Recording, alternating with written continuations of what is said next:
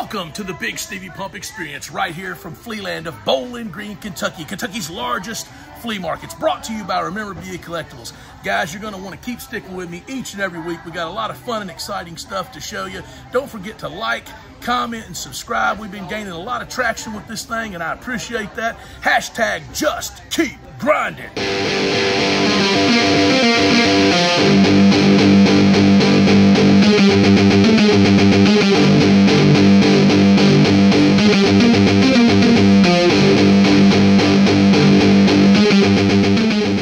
What are you doing, man? Playing with these girls' hooters. Hooters cards. Jennifer Gosnell. There she is, forever immortalized in cardboard. From Wilmington, North Carolina. Yeah, here's another one of her, because she's got multiple cards in the set.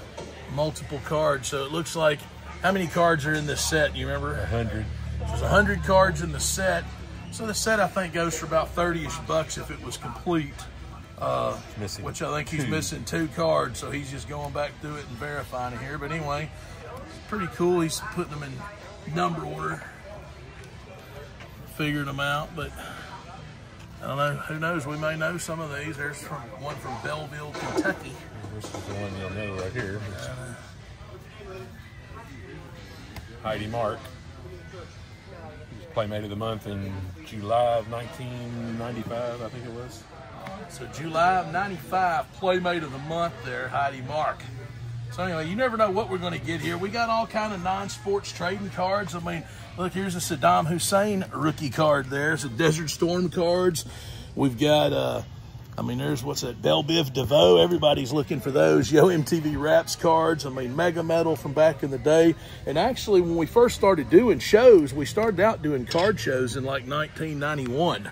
And that's what we were doing a lot of back in the day. And truthfully, the non-sport stuff was what was carrying us. The sports stuff was making it kind of tough for us to compete with the other vendors and stuff. But the non-sport stuff, we were going at getting good deals, like places like Big Lots and KB Toys, and some of these places were clearancing this stuff out. We were picking this stuff up for $2 and $3 a box, and we were able to get 50 cents, $1 a pack out of it, or $20 for the set. I mean, you might build 2 sets out of a box, and you've got like $3 or $4 in it, and you're going to turn that into like 50 bucks possibly.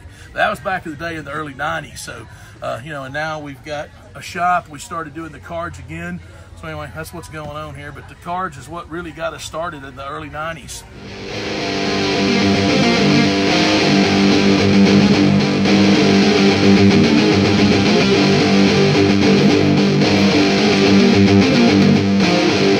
All right, so check it out here, Mr. AC. I picked up this piece with you in mind. Now, it's kind of an oddball piece, I'm assuming, and of course I don't know too much about it, but it looks hand done. It didn't come it didn't come from Hobby Lobby or anything like that. But I'm guessing what these comics are old, like Batman detective comics. I mean, I was assuming this is probably, the comics are from the 50s or 60s perhaps. The piece of wood, I'm thinking this might have been done in the 70s. I noticed a little logo on it there, so it had to be old. It had to be old with that, yeah. And I was just thinking, with the way that the back was done, so they've, you know, they've cut this out, and that's to help balance it on the wall when it's hanging out. So somebody's custom made this piece. I thought they did a halfway decent job with it, you know, but I thought it was pretty cool. And when I picked this up, I had you in mind. Now, you may or may not want it, and that's okay if you don't. I just thought it was such an oddball, cool piece.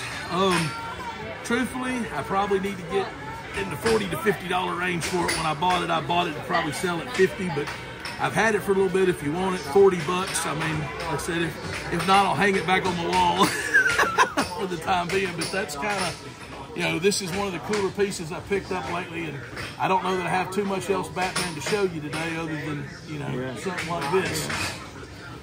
But, you know. It is an old comic book thing too. Yeah, and I guess then they laminated it or whatever. Yeah, put something on it. They cut it, looks like they cut it out of the comic book. Yeah, it looks like they just, cut like a whole page out is what it, like you can kind of see, it looks like they've cut out like squares of the comic and just laminated it on it. You know what I've ended up with so far? I've, built a room to put my Batman stuff in. Yep. I've got around 7,000 pieces of Batman. That's crazy, man. I know. You need 7,000 I more. need a little bit more, a few more pieces. I'm hoping to get the Guinness Book World Records is what I'm after. Oh, that's awesome. I mean, what is the record? The last time that I found out about it, you know, it's been a little while since I checked on it. But the last thing I found, I think a guy had around 775. So I've got to get around 8,000 pieces to get it. To have a shot, yeah. I'm getting close.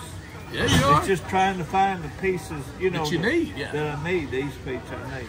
Whew, it's took me a while. I understand, yeah. I've got a lot more pieces since I've seen you. Okay. That's quite a collection, man. That's awesome. Well, anyway, I wanted to show you this and get a little footage of it. And, you know, it's a good follow-up. And like I said, this Mr. AC here, going for the Guinness Book of World Records is what he's trying to do with the Batman collection.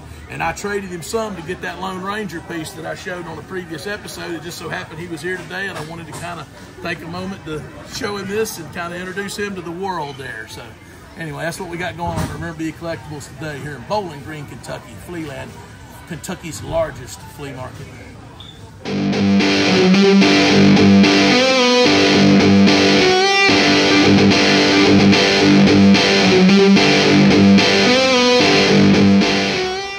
Alright, well I just did this trade a minute ago. One of my good customers, Austin, he owed me a little bit of money here, so I only got one page worth today, but there's like a Bo Nix rookie. He usually brings me, he gets in a lot of these breaks, like, you know, online where you buy into the breaks and you pay for a certain team or whatever, and you get the cards that are pulled from there.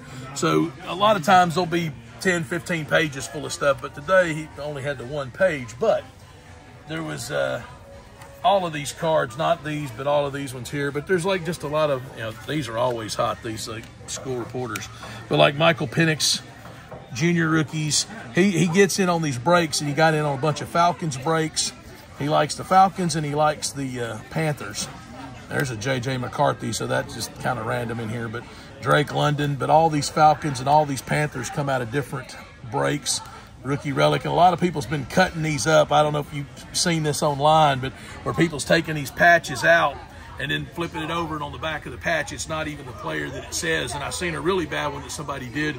It was like a black Jets jersey, I believe it was, but yet it was actually a Raiders patch when you flipped it over on the, because Panini's bad about, so on the back side of this, there's like a little piece of plastic that tells what player or what team it's from. So they're like literally just inserting any jersey relic into any player's card. It doesn't even matter. So Panini's getting a real bad rap on that right now. But yeah, people are literally cutting these out and then looking at what's on the back of it. So that's just kind of a trend that's going on. Ladd McConkey, he had a pretty strong season there. That's a pretty cool one. Rock out Malik Neighbors rookie. And of course, here in just a second, there's a Brock Bowers. There's another Ladd McConkey. He needs to go with that, Ladd McConkey. Rome Odunze, there it is. Brock Bowers, my boy, setting all the rookie tight end records. But anyway, just a collection of football cards. Austin mainly just collects football. And like I said, he says he's getting out of it. I don't know. I've been hearing that for about a year. And every week or two, he brings me a big pile of stuff. So anyway, always willing and dealing at Rememorabilia Collectibles. Now come on down and see us.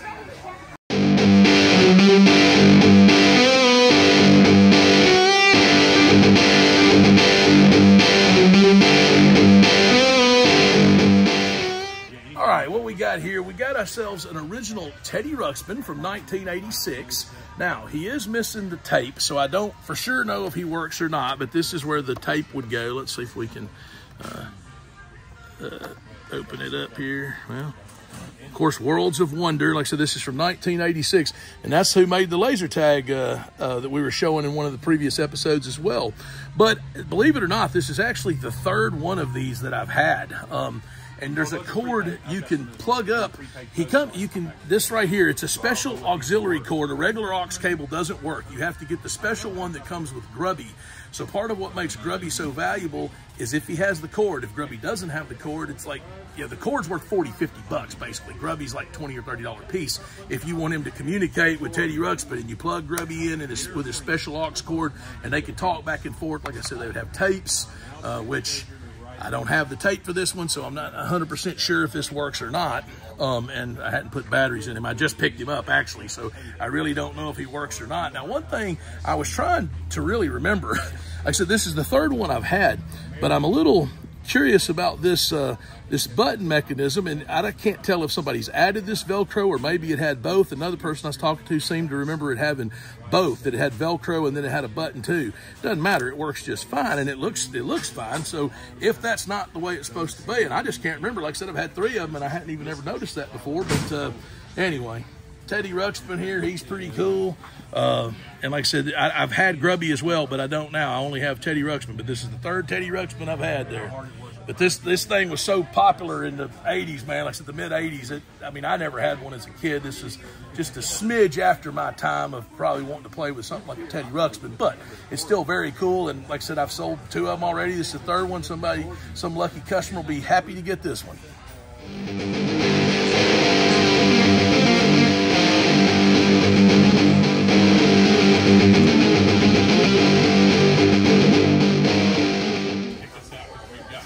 Thank you guys for joining me here today on the Bigsteviepump experience emanating from Flealand of Bowling Green, Kentucky, Kentucky's largest flea market.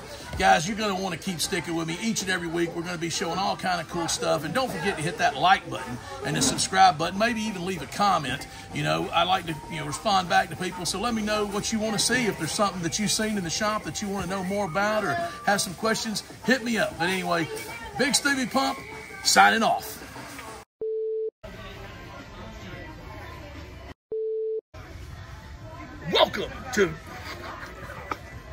Welcome to the Flealand Chronicles. You can't even hear me, can you?